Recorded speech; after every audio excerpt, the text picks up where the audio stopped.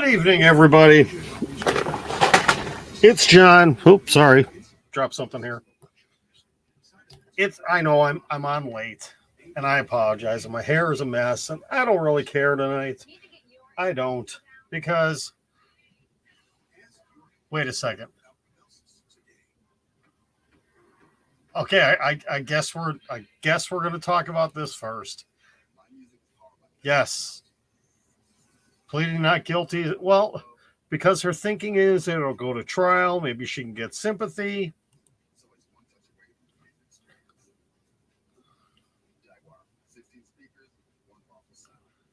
But are they going to give her a plea bargain? That's the thing. I don't know if they're going to give her a plea bargain. What would be the reasoning behind a plea bargain from prosecutors? That makes no sense. So I was struggling tonight, trying to come up with something to talk about tonight outside of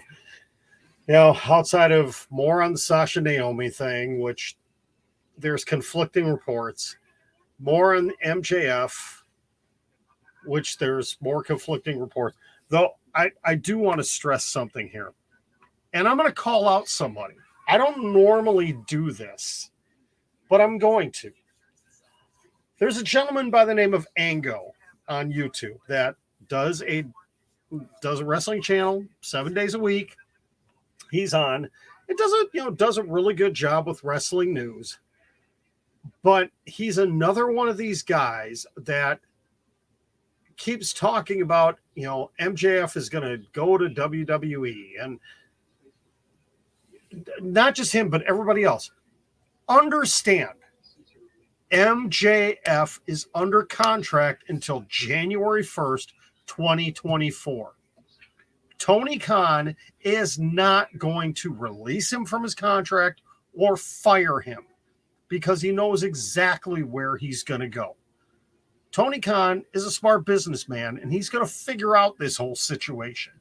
And if it means keeping MJF on the shelf for the next 18 months, he will.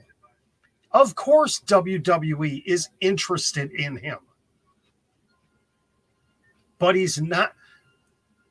MJF is not going to end up on WWE TV anytime in the next 18 months. Okay? Let's just put an end to that narrative. It's not going to happen. Absolutely not. Okay, so Eric, this kind of brings me to what I wanted to talk about tonight. Is I miss 80s wrestling. I miss this is what I tweeted. I miss mid to late 1980s NWA, when two sets of tag team titles, multiple mid-card titles actually meant something, and they had great storylines and talent. Nobody is doing that right now. Not WWE, not AEW, not NWA, not Impact. Nobody. Okay? Impact might be doing the best when it comes to tag team wrestling, and they're still not that great. Okay? Kind of the same thing with the NWA. If you go back and watch, William, yes. Can the WWE please bring back WWE Network in the United States? Okay?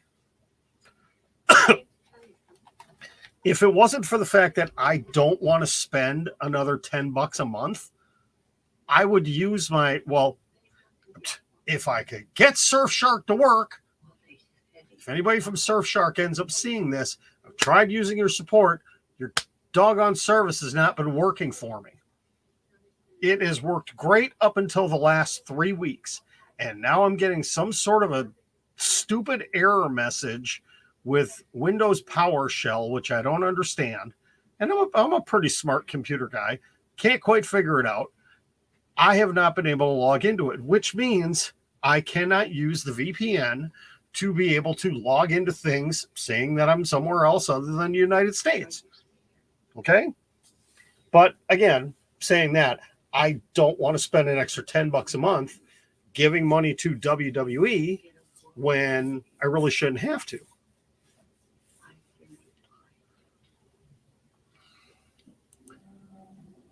Agreed. There's barely any build. I mean, you look at Hell in a Cell this Sunday, it's terrible. The only thing I'm looking forward to is Cody and Seth in Hell in a Cell. But let's bring back, I so badly want to go back and just start watching old NWA. I really want to watch old NWA and watch, Ric Flair and the Four Horsemen, watch the Midnight Express, the Rock and Roll Express, Nikita Koloff, Dusty Rhodes, a young Sting, a young Barry Windham, a young Lex Luger, the Fantastics. So many great teams. They had, not only did they have the NWA tag team titles, but World Tag Team titles, they had the United States Tag Team titles. They had the United States Heavyweight Champion, the World Television Champion, the Heritage States Champion. They had so many things. Now, granted, they didn't have women's wrestling, but on the men's side, it was incredible. And there were storylines, and it made sense. And it was fun to watch. Yes, when it was real men wrestling, not tope suicidas every 5 seconds and super kicks all over the place. It wasn't flippy crap.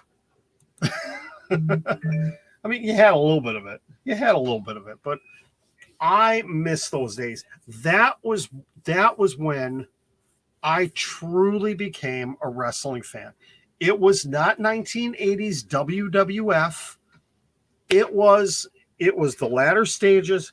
It was AWA wrestling. It was World Class Championship Wrestling. It was the NWA. It was Global Wrestling Federation.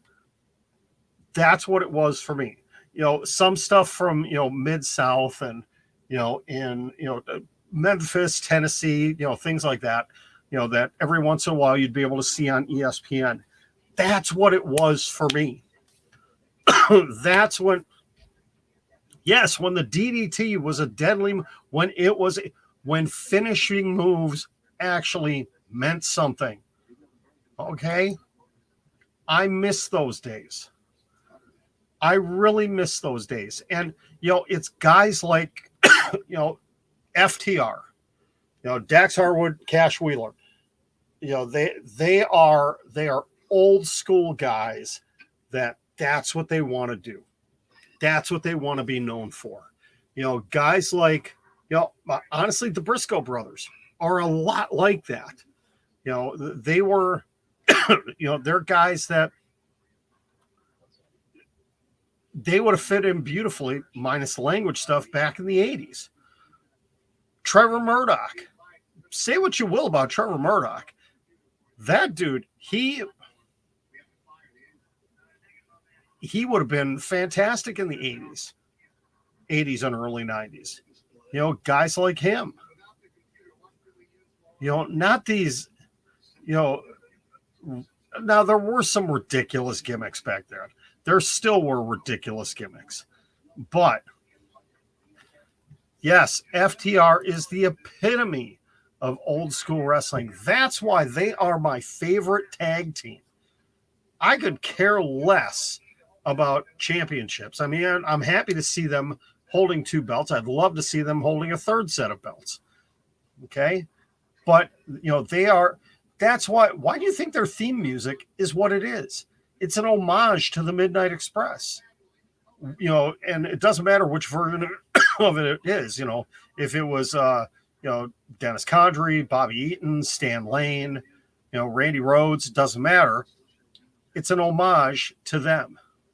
Okay. Yes, the Briscoes would have been amazing in the 80s.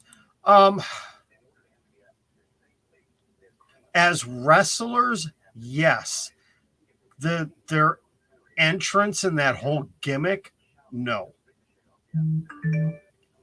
No, the Young Bucks would not have been good in the 80s. No. The Young Bucks would not have been good in the 80s at all. Yep, FTR is greater than the Revival. I agree. Yeah, I was kind of torn on the Vaudevillians. I liked their talent in the ring. I didn't like their gimmick. Okay.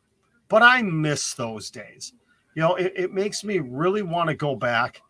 And first of all, I want to see what they all have on Peacock, as far as, how much of that old stuff. I may have to start binge watching some of that stuff again, and maybe doing some things on here, rating old school NWA shows. And, Billy Corgan has been doing a good job with NWA, trying to kind of bring back, the old school feel of it. But since their relaunch following the pandemic, it hasn't been as good. I liked it pre-pandemic. It was good, but now there's a few too many goofy things going on, and they've got a couple of people on there that should not be talking on wrestling shows at all. That, and I'm not going to call out specific names because I don't want to do that. But there are a few people that it's not working. It just is not working. And the product, the way it is right now, is not going to get any bigger than it is. He's got to make some, if he really wants to make a run with this, he's got to make some pretty significant changes. It's funny that you bring up Damian Sandow, who is crap. What name is he going under?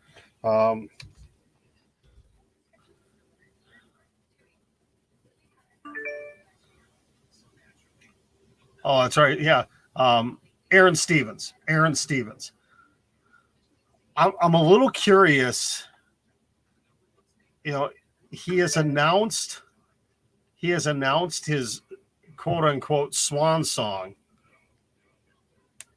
I think it's just he's going to be changing his gimmick, which he's changed his gimmick multiple times in NWA. And okay, I'm gonna put up a promotion for NWA right here. I'm just gonna do it because this is kind of part of what I'm talking about. We were just talking about Trevor Murdoch. Aaron Stevens, Trevor Murdoch. Aaron Stevens is a talent that, he keeps reinventing himself and does an incredible job. Yes, that's the guy that was Damian Sandow. The guy continues to reinvent himself, and I'm curious to see what's going to happen here.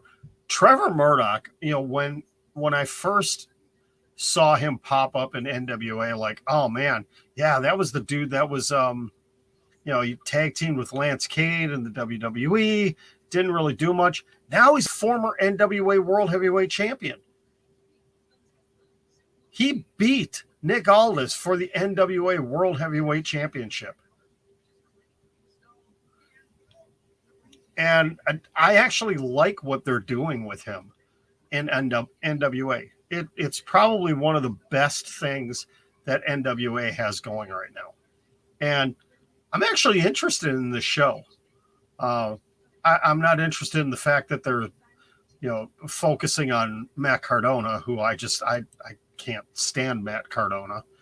I think he should just go back to buying his wrestling figures with Brian Myers and doing that and pretending he's an internet champion. Yeah, I'm going I'm going negative on Matt Cardona. No. I don't know if he did or not, but he's not the champion anymore. Because Cardona continues to cheat and be a massive heel and a massive jerk. Marcus, my day was crazy. It was stupid busy at work today because we were off yesterday because of the holiday, because of Memorial Day, and it was just super busy today. And I was cranky all day today. And then watching NXT didn't help. It didn't help at all. So, yeah. It's funny. I was just talking about NWA Always Ready, and that same weekend is New Japan Dominion, which I mentioned this last night. There's a part of me that really wants to watch that show because I believe there is going to be an AEW presence at New Japan Dominion. If there's not, it is a completely missed opportunity. I'll tell you right now, if we don't start seeing major build tomorrow night for Forbidden Door, I am going to be calling out AEW big time. Okay. They need to get it going. All right, Blake, I see you keep bringing this up. No, he is not going to show up in WWE.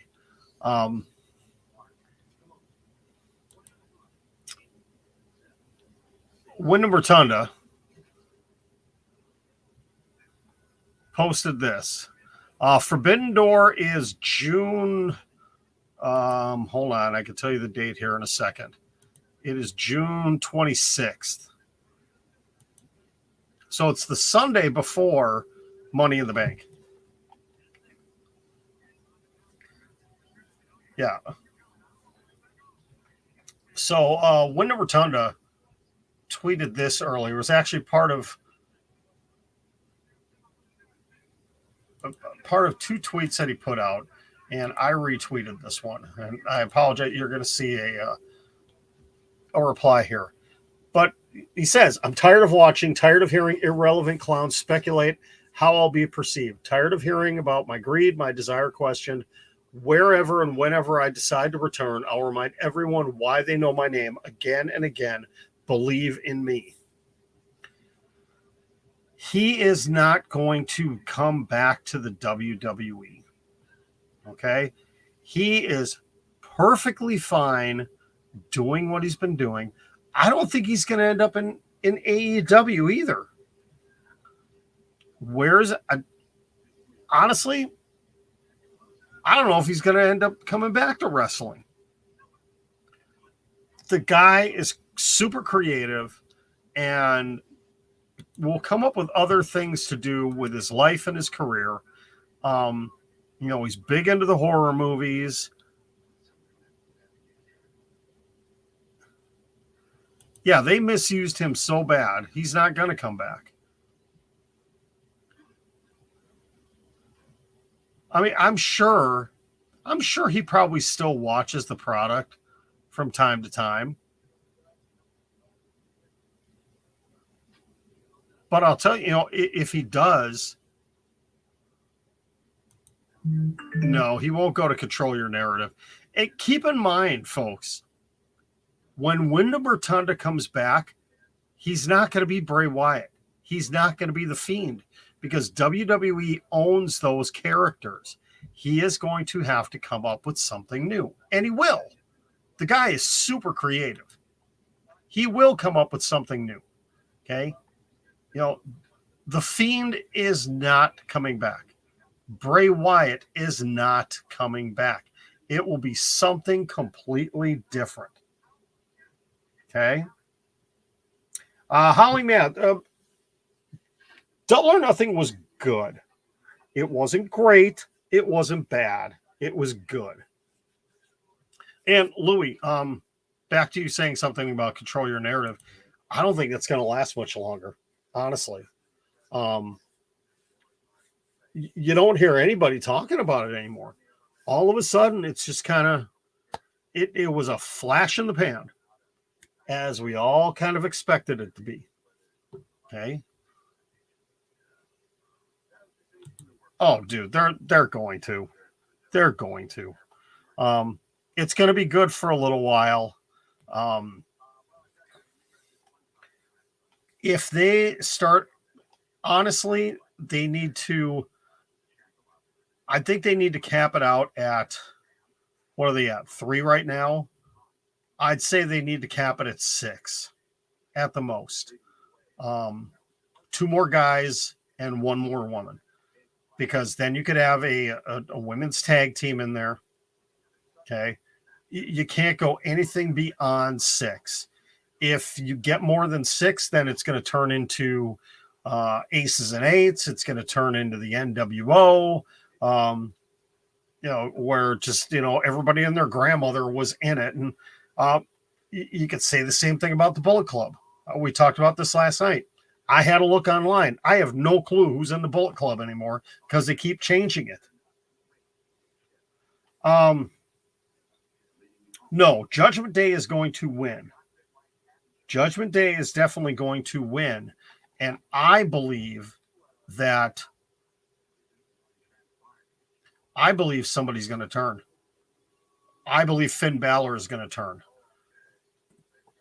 I know somebody in here last night said, oh, they should have AJ turn and join them. That makes absolutely no sense. Storyline wise, it would make more sense for Finn Balor to join them.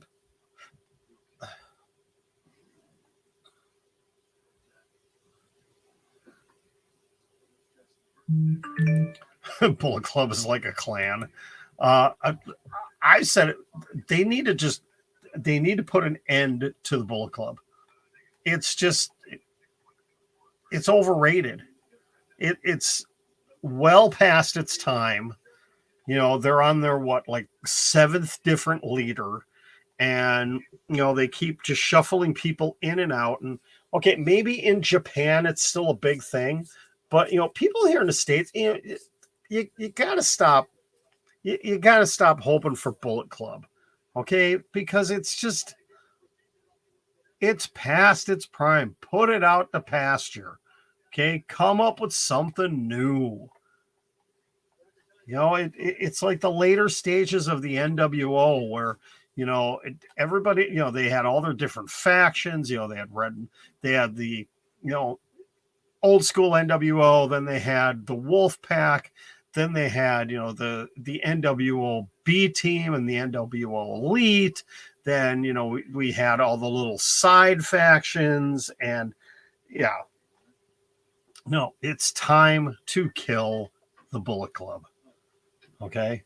It's like, the 4 Horsemen, the 4 Horsemen, when it was Flair, Anderson, Blanchard, and Wyndham, was the best. With Luger, it was good. But when Wyndham was in it, it was the best with J.J. Dillon. And then, then they started changing things around, and, it was always, Flair and Double A, but then, they'd have, they had Chris Benoit, they had Paul Roma, they had, they had Kurt Hennig for about a week and a half. They had, just way too many guys. They had Sting. Sting for a little while was part of the 4 Horsemen. And they couldn't let it go. And it died a bad death. And that's what's going to happen to the Bullet Club. Yes. Can we stop calling him Curtis Axel? His name is Joe Hennig. He should have been Joe Hennig in WWE.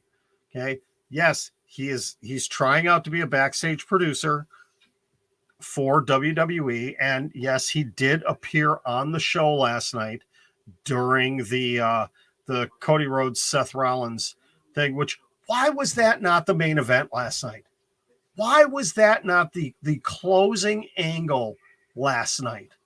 They had to have that in the first hour, and they closed the show with Lashley, Omos, and MVP. That's how you're going to go home on Raw for Hell in a Cell. Yes, he's trying out as a backstage producer right now. He's been doing it for about 3 or 4 weeks now. So I hope it works out well for him. I really do. It would be good for him. There's a lot of good former WWE talent names, actually just talent names in general that are working backstage in WWE.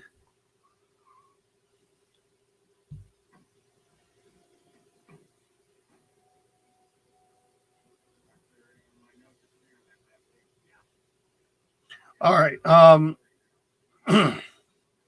Yeah, we've gone all over the place again tonight, but again, I'm just going to go back to what I was saying at the beginning.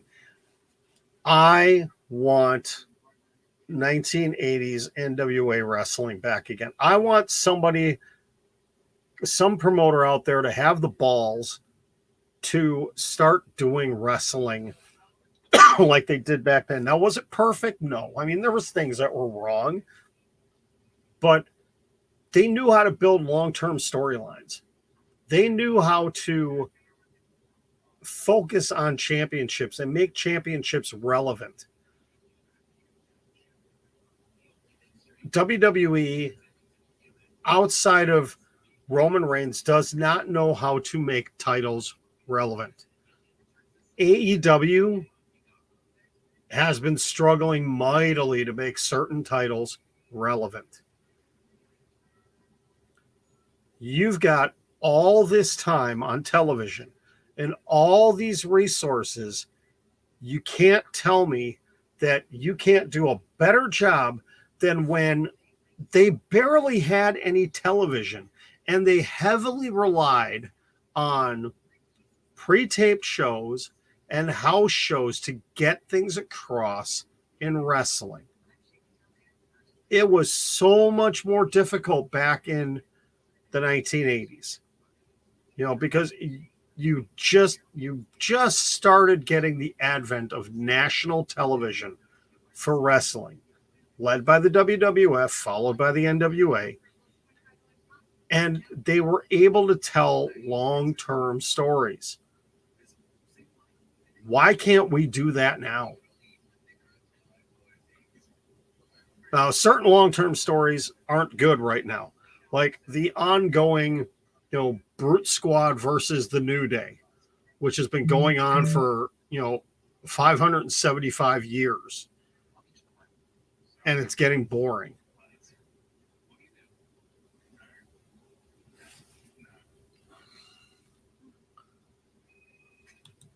I didn't say I don't like Roman Reigns.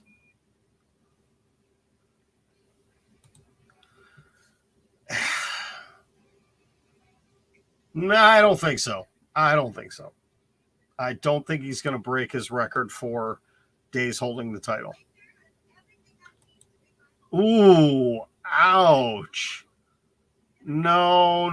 I don't even know what to say about Butch. What I would love to do is, here's a dream of John before I wrap this up. Yes, Michael, see, you agree with me. NWA was and still the best. You miss the old days as a kid. Yeah, you're right around the same age as me. You get it, brother. You get it. All right.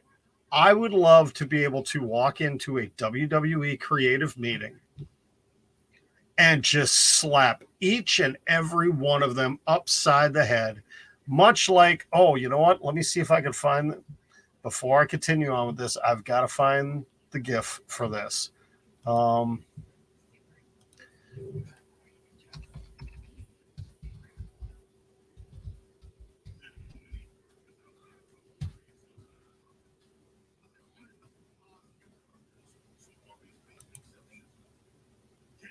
Hopefully I don't get in trouble for this. I gotta find one that I can actually make into a larger screen one. We'll run with this one. We'll run with this one. So I don't know how many of you watched the show NCIS, okay? But Leroy Jethro Gibbs, the leader of NCIS, is well known for the head slap. I don't know if he does it anymore, but he did back in the day with Tony DiNozzo. That's what I would love to do to the WWE creative team, including Vince McMahon, Bruce Pritchard, Kevin Dunn, all those people, is go in and do that to each and every one of their heads. Just smack them upside the head and tell them how crappy what they're doing is.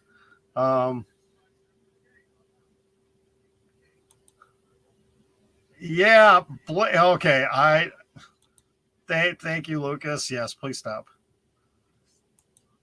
I might need to start doing that. I have not watched NXT UK.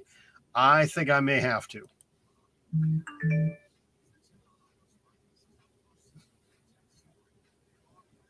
That sounds like an interesting match. Are those on YouTube, or where are you finding those? Because I would actually like to watch some old school Ring of Honor as well. Yeah, I think I'm gonna have to start watching NXT UK. But I'll tell you, if I have to see anything more of Pretty Deadly, I can't stand those guys. I don't like their gimmick. I don't like their look. I think they're horrible.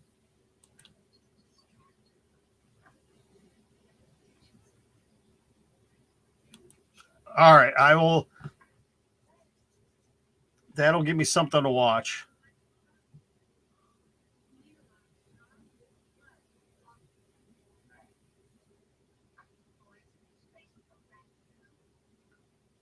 Wait, hold on. Hold the phone. I just saw this. WrestleZone just posted this. Did they actually change this 10-man tag tomorrow night to this?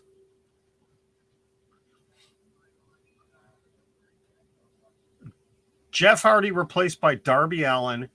Adam Cole. What the heck is that? It was supposed to be a 10-man. Then it turned into an 8-man. Now it's a 10-man again? What in the world is that?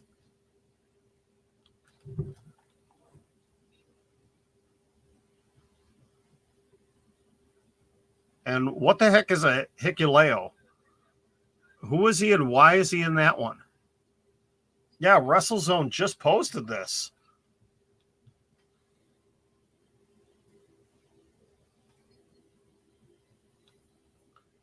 I'm intrigued.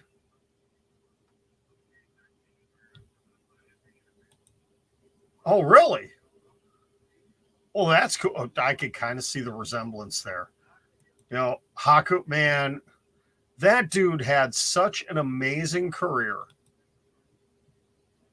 Really, a truly amazing career. The number of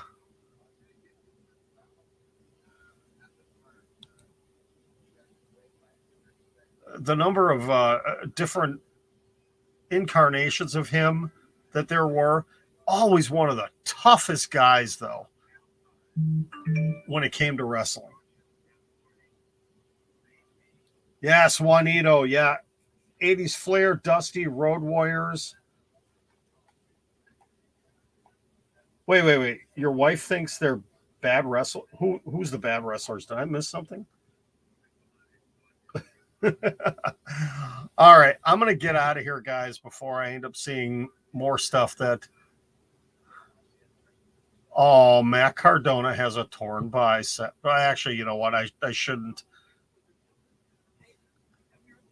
I shouldn't make fun of it because you never want to hear.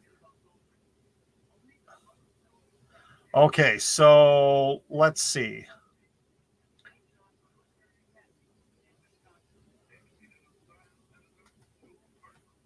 NJPW Global has posted Actually, you know what? Let me bring this one up real quick because it kind of relates to what I've been talking about with people that could show up at Dynamite on Wednesday, not tomorrow night. Um, Obviously, we're not going to have Hiromu Takahashi, Okada, Jay White, or Juice Robinson at Dynamite because they are going to be at Friday's Best of the Super Juniors finals.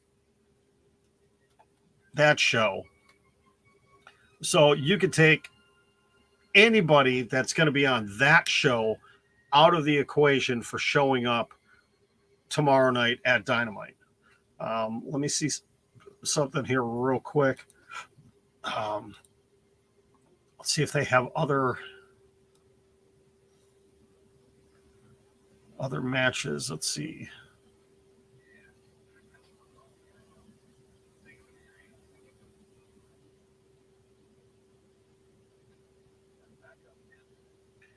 Yep, United Empire against the Bullet Club.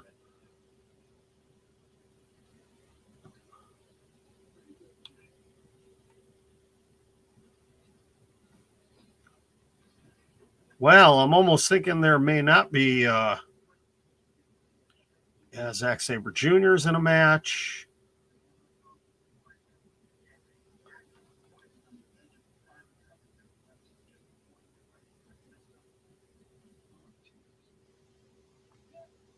Well, it's almost looking like maybe there's a couple of bigger names that are not listed for the Best of the Super Junior final on Friday that could possibly make an appearance tomorrow night. We shall see. It might be more video packages than anything else than actual physical wrestlers being there. I don't know. It's hard to say. But with it being in LA tomorrow night, anything's possible. You know, it's one flight out, maybe they could throw us off here. Maybe an Okada or a Jay White, could end up, being in LA, flying a red eye out of there and still having time to get back to Japan, plus being rested enough for the show. So we'll see. All right, I'm going to get out of here now. Thank you very much, everybody, for tuning in. Day number 91 live. We're closing in on 100.